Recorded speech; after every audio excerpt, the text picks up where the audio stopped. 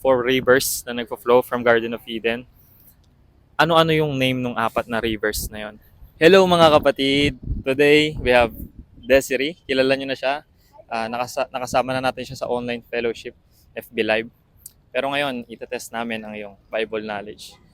So, as usual, 3 questions po. First question, New Testament.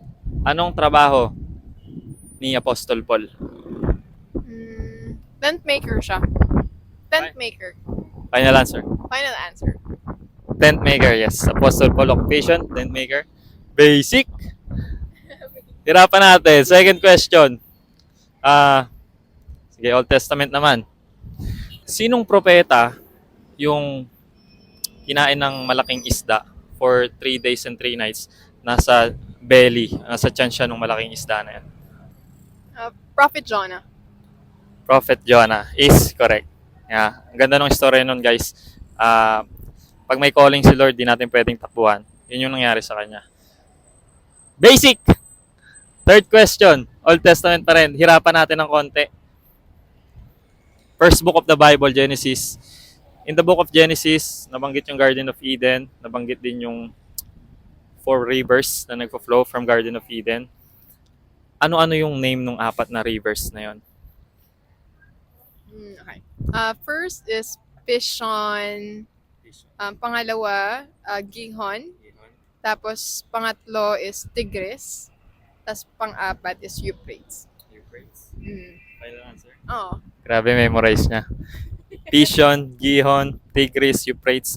That's the 4 rivers flowing from the Garden of Eden. Genesis 2 verse 10 to 14. Correct answer. Good job, Des. Alright.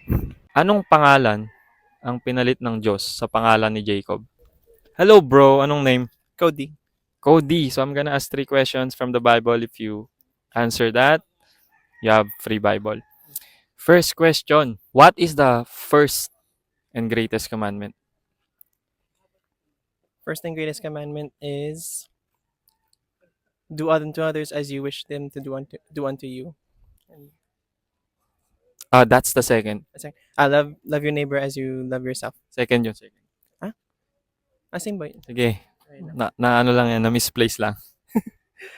Wait. So, Tama yung love. love the Lord your God with all your heart and all your soul.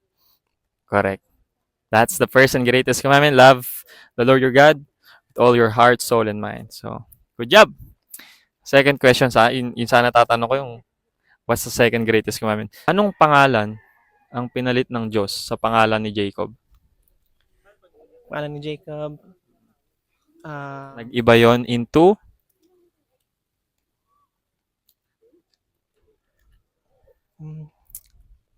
It's a hard one. I forgot. Letter I. Israel. Israel is correct. Good job. Jacob to Israel. Last question. Ano yung original name ni Abraham? Abram. Abraham. No H. No H. Short version, Abraham. Abraham is Abram pala. Abram is correct. Good job, bro. You have new Bible. Thank you so much. English Standard Version din pala to. English Standard Version. So, may price pa. Tanggalin mo na lang yung price. Alright. Thank you. You're welcome.